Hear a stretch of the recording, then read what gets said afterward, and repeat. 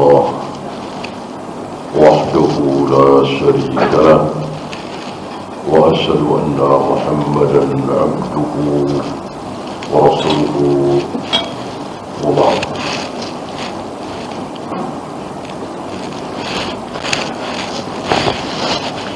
Terakhir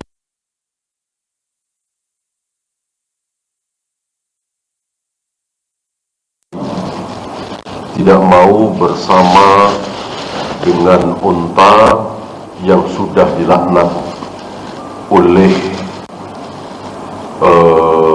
pemiliknya. Ini bahaya melaknat ya. Padahal yang melaknat bukan Allah. Bagaimana kalau yang melaknat Allah? Maka kita mendekati daerah yang terkutuk diazab, boleh apa tidak? Boleh apa tidak? Tidak boleh, kecuali sambil menangis.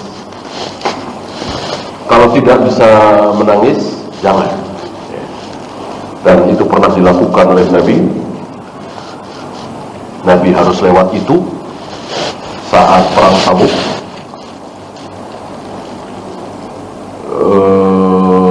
Madain Soleh ya, nama tempat itu. Beliau menutup kepala beliau dengan kain turban sambil berjalan cepat, ingin segera meninggalkan tempat itu. Mau nggak mau harus lewat itu. Apakah ini khusus tempat itu? Tentu tidak. Seluruh tempat yang pernah diazab oleh Allah di negeri kita ini, ada beberapa tempat. Bahkan ada yang terasa aneh. Di desa, bukan desa ya, dusun. Desa biasanya ada beberapa dusun. Dusun Legita, ya, 1945 kalau tidak salah. Itu aneh. Kalau longsor tentu ada di atasnya, ini nggak ada atasnya. Jadi seolah ada yang mengambil tanah sebesar itu ditimpakan ke situ. Intinya aneh lah. Saya kira masyhur kisah ini, antum tahu. Bolehkah kita mengunjungi? Tidak boleh, mengambil keumuman dari ini. Nah, ini cuman manusia. Nabi melarang, la tusahibna naqatun 'alaiha la'natun. Tidak boleh bersama kami unta yang sudah dilaknat. Allahumma al'anha. Padahal wanita ya, yang melaknat itu seorang wanita dengan mengatakan hal Allahumma al'anha. Ya Allah, kutuklah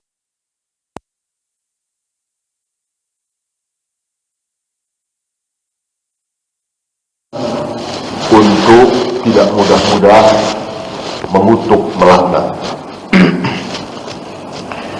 Ya, kita tinggalkan, kita masuk bab baru, masih ada hubungannya. Jawazu la'ni ba'di ashabil ma'afi. Bolehnya mengutuk, melaknat sebagian ahli maksiat. Ghairil muayyani, dengan tidak mentakyin. Mentakyin itu si A, si B, si C. Menyebut nama. Menyebut nama tidak boleh. Jadi bolehnya mengutuk di sini tanpa menyebut nama. Ya Allah, kutuklah, laknatlah orang-orang Yahudi dan Nasrani. Boleh kan? Boleh. Kan bukan nama itu. Ya Allah, laknatlah para peminum khamr. Nanti akan ada dalilnya. Memang dikutuk, dilaknat oleh Nabi Sallallahu Alaihi Wasallam.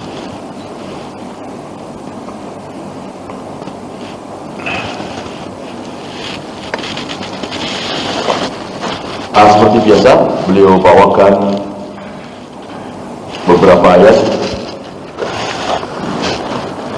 surat Hud 18.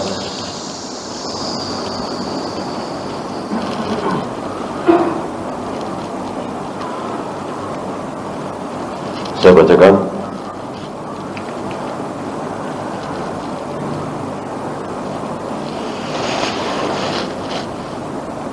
وَمَنْ أَظْلَمُ مِمَّنِ افْتَرَى عَلَى اللَّهِ كَذِبًا. Siapa yang lebih zalim dari orang yang mengada-ada atas nama Allah?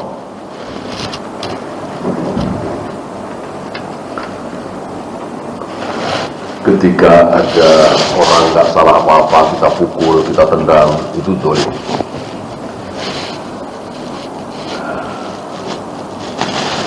Ketika ada orang dermawan, kita bilang dia bakhil, pelit, ini lebih zalim lagi.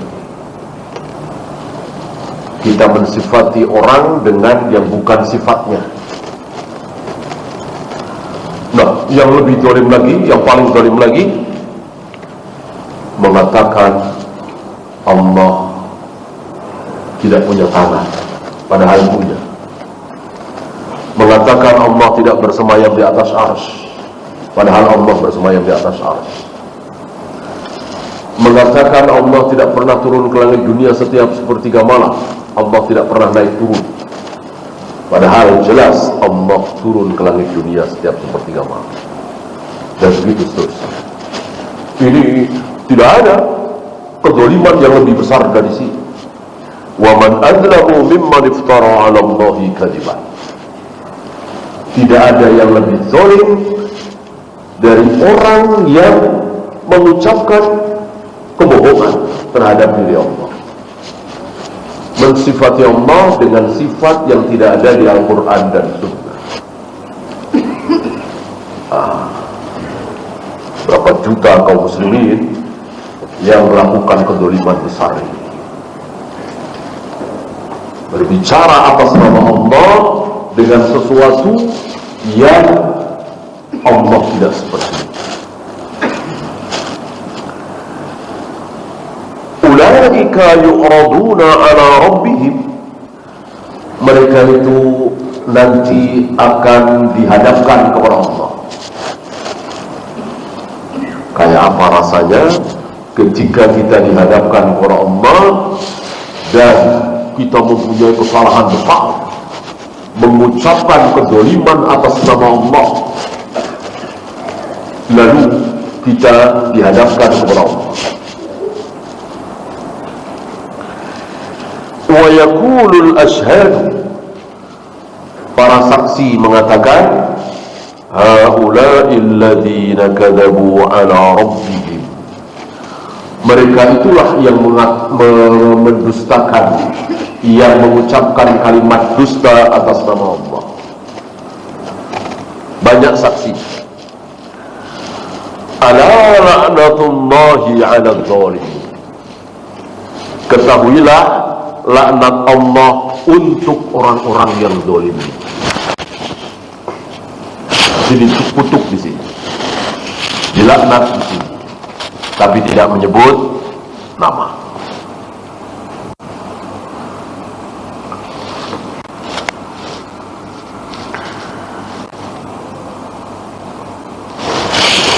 Beliau mengatakan, yasturullahu subhanahu wa ta'ala al-mu'mina yawmal qiyamah.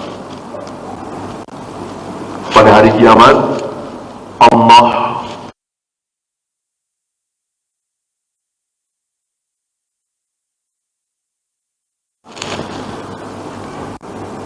ba'dama yuqarriruhu bidunubihi, setelah si muslim ini, si mukmin ini mengakui dosa-dosa, melihat catatan dosanya,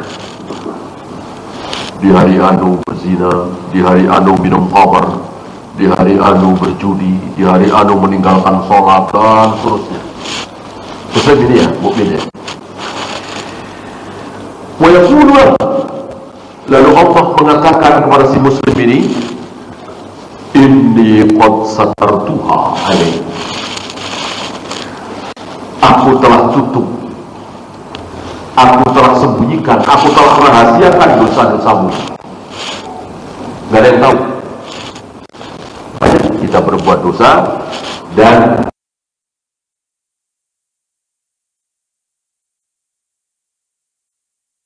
tahu, padahal kita melakukan dosa besar.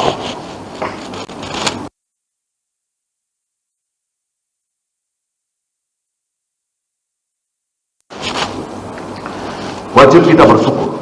Yang menutup sehingga anak, istri, tetangga, teman gak ada yang tahu, yang menutup adalah Allah. Qad satartuha 'alaika fid dunya. Dulu waktu di dunia aku tutup, aku rahasia.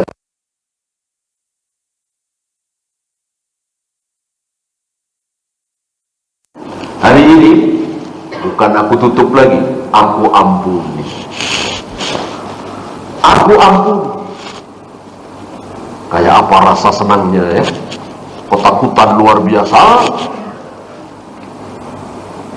Khawatir nanti orang-orang pada tahu, malah diampuni. Ini ucapan Allah kepada seorang muslim, seorang mukmin yang diampuni. Dan di riwayat lain dikatakan, ini karena engkau pandai menutup aib saudara. Al-jaza'u min jinsil amal. Balasan itu sesuai dengan jenis amal. Karena kita bisa pintar menutup aib saudara kita, tetangga kita, maka aib kita juga ditutup oleh Allah. Thumma yu'ti kitaba hasanati. Kemudian Allah memberikan kitab catatan kebaikannya. Diberikan. Inilah muslim, inilah mukmin, inilah kaum muslimin, apalagi ahlus sunnah. Keutamaan besar dari ahlus sunnah adalah diampuni. Bukan tidak berbuat dosa. Mana ada manusia yang tidak berbuat dosa? Berdosa, tapi diampuni. Sebagaimana Nabi mengatakan, qad ghafarallahu dzunubak, dosa-dosamu telah diampuni oleh Allah. Ucapan Nabi kepada seorang laki-laki yang baru saja memperlakukan seorang wanita persis dia memperlakukan istrinya, hanya tidak berzina, belum berzina. Padahal bukan istrinya, bukan budak perempuannya, jelas haram. Rasul mengatakan Allah telah ampuni dosa-dosamu. Setelah Rasul tahu dari dia bahwa dia sholatnya seperti sholat, wudunya seperti wudu Nabi. Apakah engkau tadi telah berwudu seperti wuduku? Iya ya Rasul. Apakah engkau tadi sholat seperti sholatku? Berarti sunnah kan, mengikuti sunnah, tidak bid'ah. Iya ya Rasul, aku wudu seperti wudumu, aku sholat seperti sholatmu. Mendengar ini, Nabi mengatakan, qad ghafarallahu dzunubak, Allah telah mengampuni dosa-dosa.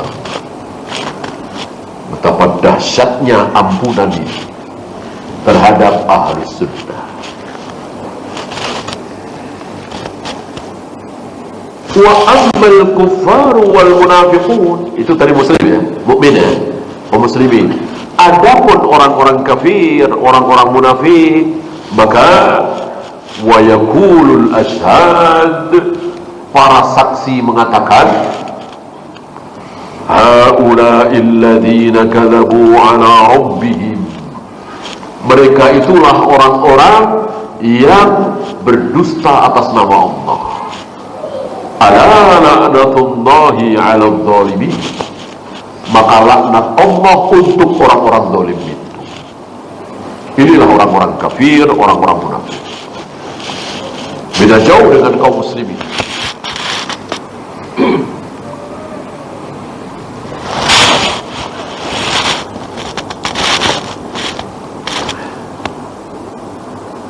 Ayat kedua. Tadi surat Hud ya, sekarang Al-A'raf. Wa anzana mu'adhdhinun bainahum. Saya bacakan dari awal ya. Al-A'raf 44.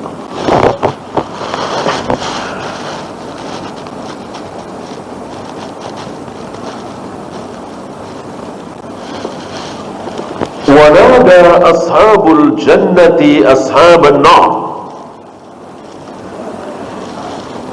Para penduduk surga menyeru para penduduk neraka.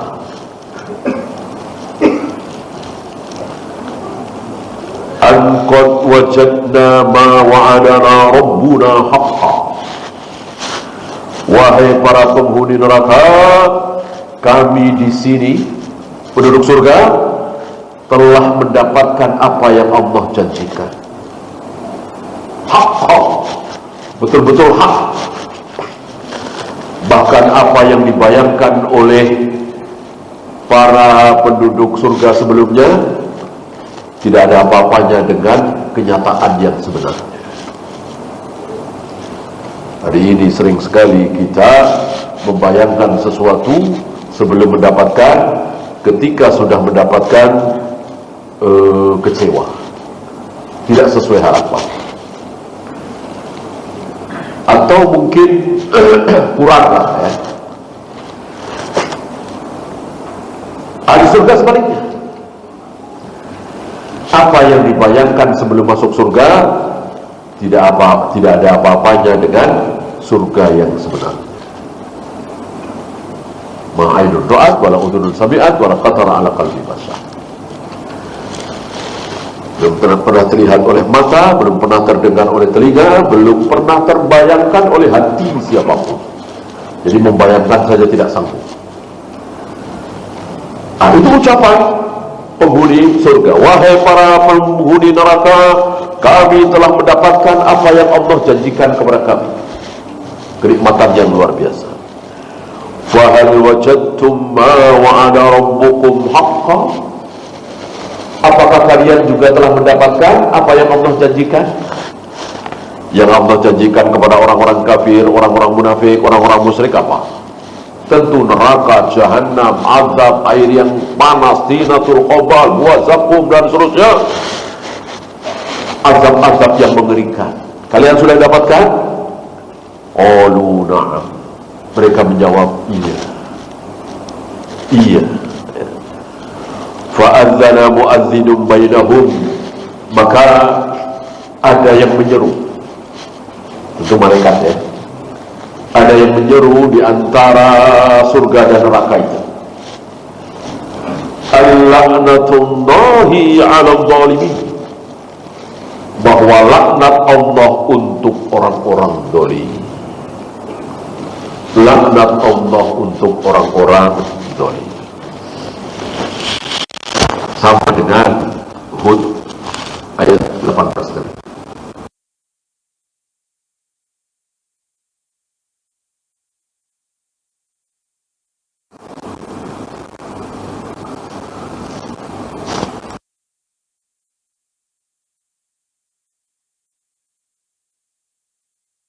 Nabi liqa'illah.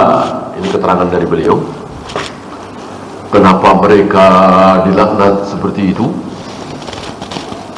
Bahkan tambah siksaan bagi mereka ketika mereka dihina, direndahkan oleh para, dipameri oleh para penduduk surga.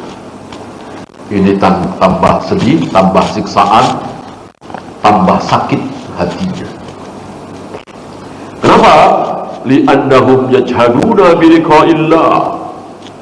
Mereka membantah adanya hari pertemuan dengan Allah.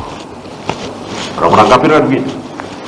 Orang-orang kafir, orang-orang munafik, orang-orang musyrik membantah hari kemudian, hari di mana seluruh manusia akan dikumpulkan di hadapan Allah. Mukadzibuna birruju'i ilaih, tidak percaya kalau manusia itu akan dikembalikan kepada Allah. Fala yubaluna bima ya'tuna min munkaril qawli wal amal, karena mereka mengira tidak akan dibangkitkan, tidak akan dikembalikan, tidak ada pertanggungjawaban, maka mereka berbicara dan berbuat apa yang mereka sukai.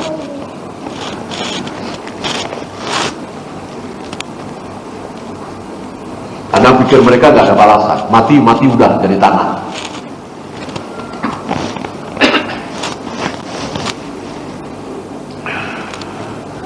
Fahum la yantadiruna hisaban wa la yakhafuna iqaban. Mereka tidak menunggu-nunggu hisab. Ngapain tunggu? Orang gak ada, katanya. Berbuat seenaknya. Kalau sudah bertaubat, dan itu banyak sekali seperti itu. Sangat banyak sekali. Mereka ini tidak. Gak ada seperti itu. Orang gak percaya. Bahkan ada cerita yang mengeksekusi, kebetulan satu kamar dengan saya pas umroh, cerita beliau 1967 atau 68 ya, saat banyak orang-orang ateis itu dieksekusi, dibunuh. Nah, itu detik-detik sebelum ditembak itu, si bapak ini ya biasa ya, sebelum Anda kami tembak, sebelum Anda meninggal, barangkali bertobat kepada Allah, mohon ampun kepada Allah. Seorang muslim kan gitu ya. Ya, karena udah detik-detik terakhir, mau apa lagi? Antum tahu jawabannya? Gak ada itu. Gak ada Allah, gak ada Tuhan. Luar biasa. Luar biasa ya. Alhamdulillah, dihabisi. Mereka dihabisi. Kalau mereka gak dihabisi, barangkali berkembang, akan banyak mental-mental seperti itu. Karena mereka kan tidak diam, terus mendakwakan keyakinannya.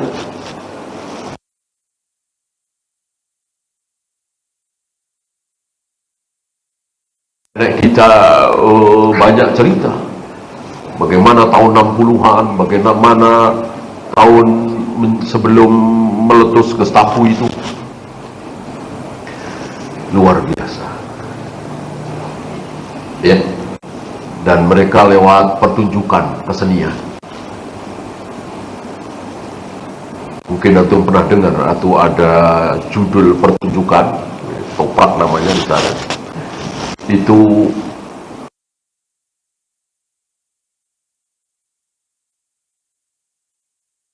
orang Jawa, mati di Gusti Allah. Luar biasa. Orang kalau kufur seperti itu. Kalau beriman, sejelek-jelek seorang muslim, jarang sholat, detik-detik mau dibunuh, insya Allah akan mohon ampun kepada Allah, beristighfar, bertaubat, minta supaya diampuni dosa-dosanya. Itu sejelek-jelek seorang mukmin, seorang muslim. Ini tidak ya.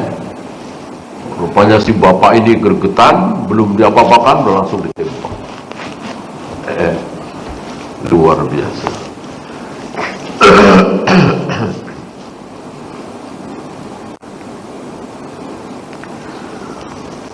fahum syarrun nasi aqwalan wa af'alan, dan mereka itulah seburuk-buruk manusia dari segi ucapan ataupun perbuatan. Seburuk-buruk manusia.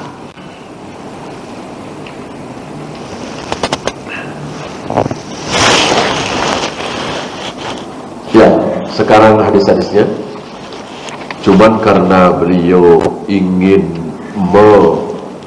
membawakan tentang bolehnya melaknat asal tidak ditakyin, maka langsung beliau bawakan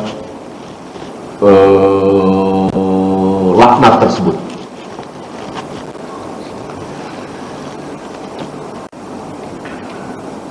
La'anallahu al-wasilata wal mustawsilata. Allah mengutuk, melaknat wanita-wanita yang menyambung rambut dan yang minta disambung rambutnya. Bagaimana laki-laki? Jawabnya, iya. Wanita di sini bukan syarat tapi sifat. Kenapa disebut wanita? Karena hari itu yang menyambung rambut hanyalah para wanita. Laki-laki tidak ada. Termasuk yang mentato.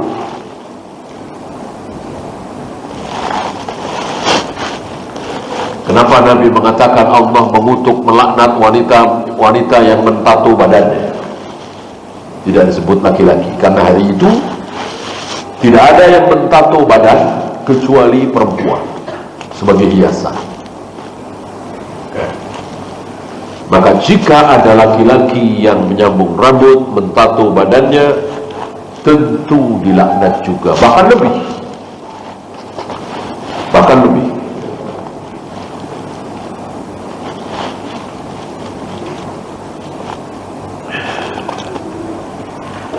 La'anallahu akilar riba. Allah mengutuk, melaknat para pemakan riba. Tentu tidak berhenti sampai di sini. Diteruskan dengan wa mukilahu, yang memberi makan orang lain riba, wa syahidai, menjadi saksi, menulis, dan terus.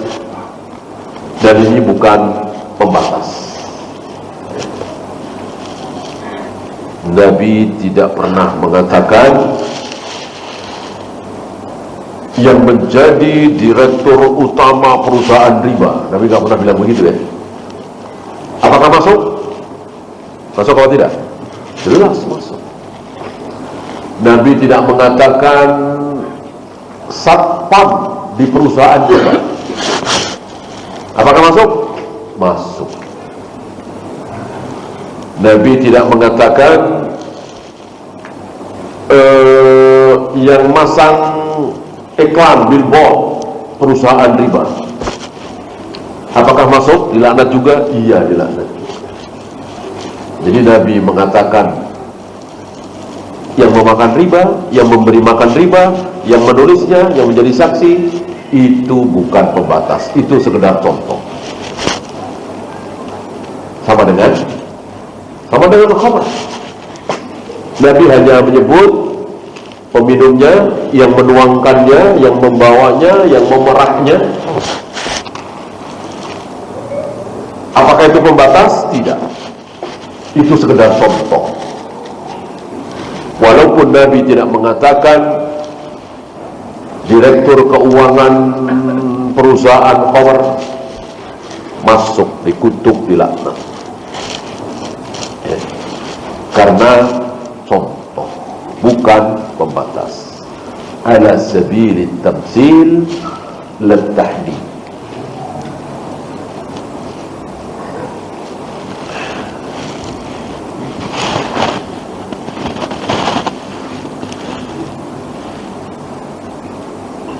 Wa annahu la'anal musawwirin. Allah juga melaknat para pelukis. pelukis, penggambar. Tentu yang dilukis adalah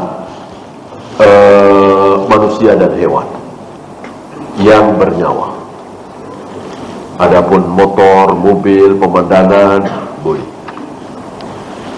Ketika Ibnu Abbas menyampaikan hadis ini, inna asyaddan nasi azaban yaumal qiyamati al-mutawwirun, sedahsyat siksa pada hari kiamat nanti adalah para pelukis. Dia akan disuruh oleh Allah untuk menghidupkan apa yang telah dia lukis. Ular, singa, harimau, buaya, manusia. Tentu dia tidak sanggup. Maka Allah yang menghidupkan apa yang dia lukis, apa yang dia pahat kalau itu patungnya.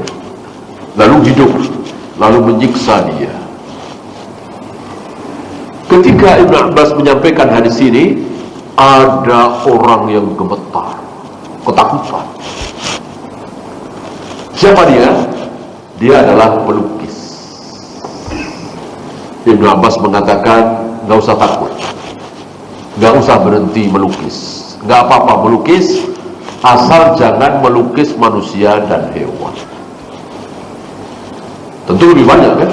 Ada pohon, ada bulan, ada bintang, ada laut, ada jalanan, motor, mobil, pesawat, kereta api, banyak sekali. Yang boleh banyak sekali.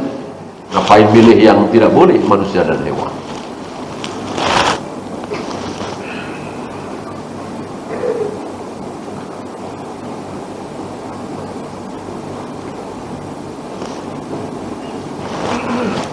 Yang tadi wanita ada terusannya ya, menyambung rambut, mentato badan, mengikir gigi. Laki-laki menyerupai perempuan, perempuan menyerupai laki-laki. Semuanya dikutuk, dilaknat. Wa annahu qala la'anallahu man ghayyara manaral ardh. Allah mengutuk, melaknat orang yang merubah batas bumi, batas tanah. Di kampung-kampung ini banyak kejadian. Jadi patok itu dia cabut, dia undurkan, sehingga tanah dia lebih luas sejengkal. Sejengkal kali sekian meter panjangnya, ya kan? Banyak kejadian seperti ini. Terutama pemilik orang-orang yang punya tanah dan jarang dikunjungi. Orang Jakarta misalnya punya tanah di Surabaya, di kampung misalnya, berdekatan dengan tanah dia, dia pindahkan patoknya. Ini kan mudah sekali. Orang nginget-nginget tanda kan tidak gampang ya, apalagi jarang didatangi. Maka ancamannya berat sekali. Nanti pada hari kiamat tanah itu diapakan? Dikalungkan ke lehernya. Misalnya sejengkal kali 100, ya dikalungkan itu. Kali lagi dalamnya.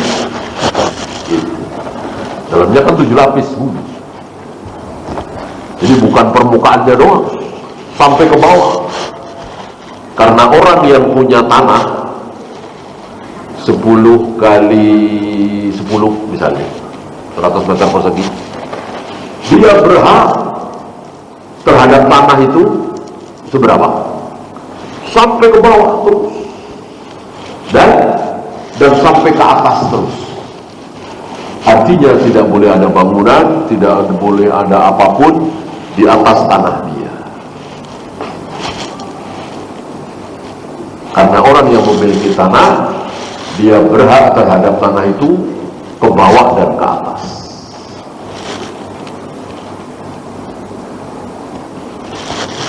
Termasuk pepohonan, tidak boleh ke tanah tersebut.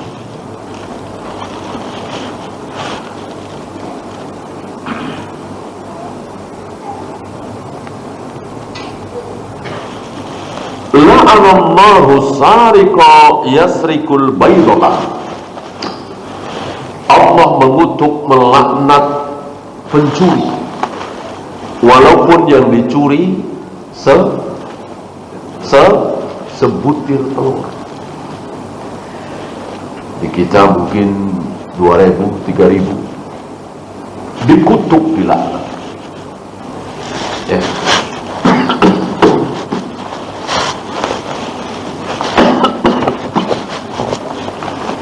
Ini hadis-hadis tentang laknat semua beliau kumpulkan. La'anallahu man la'ana walidayhi. Allah mengutuk, melaknat orang yang mengutuk, yang melaknat kedua orang tua. Ini luar biasa dosanya. Kedua orang tua yang mestinya didoakan dengan kebaikan, malah dikutuk, dilaknat. Maka justru dialah yang dikutuk, dilaknat oleh Allah. Kalau ada orang mengutuk, melaknat kita, ya bisa saja kutukan itu benar atau salah, ya. Kalau Allah yang mengutuk, ya pasti kutukan itu benar, berarti pasti kita celaka.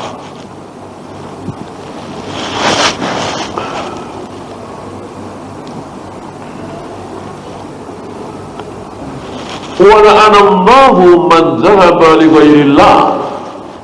Allah mengutuk, melaknat orang yang menyembelih untuk selain Allah. Ada banyak kaum muslimin yang menyembelih sesuatu untuk makam kerabat ini, untuk tempat kerabat ini. Sering kita saksikan, kita dengarkan ada apa itu, pelarungan, dilarung. Apa itu? Kepala kerbau. Berarti kan harus ada penyembelihan. Setan iblis luar biasa menipu kaum muslimin. Kan harus ada penyembelihan. Menyembelih untuk Allah? Jelas tidak. Menyembelih untuk Allah itu Idul Adha, akikah, atau dimakan sehari-hari, itu penyembelihan untuk Allah. Nah ini tidak. Untuk dipersembahkan kepada berhala, kuburan keramat, tempat keramat, pantai selatan, sungai Gangga, sungai ini, itu. Banyak kaum muslimin tertipu oleh iblis di sini.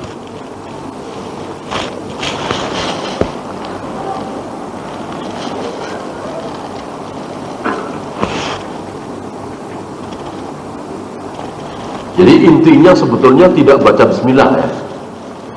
Oh, karena nggak baca bismillah, enggak. Ya Yahudi Nasrani insya Allah ketika menyembelih insya Allah nggak baca bismillah. Tapi boleh nggak kita makan sembelihan Yahudi Nasrani? Boleh kan? Jadi intinya sebetulnya bukan bismillahnya itu. Intinya menyembelih untuk sesuatu selain Allah. Tadi kuburan keramat, tempat-tempat tertentu. Dan itu penyembelihan. Ini yang dikutuk dan dilaknat. Maka jangan menyimpulkan kalau tidak baca bismillah haram memakannya. Ini kesimpulan yang benar. Kalau kesimpulan itu benar, ya jelas kita nggak boleh makan sembelihan ahlul kitab. Bahkan di zaman Nabi pun insya Allah mereka Yahudi dan Nasrani sudah asing dengan kalimat bismillah.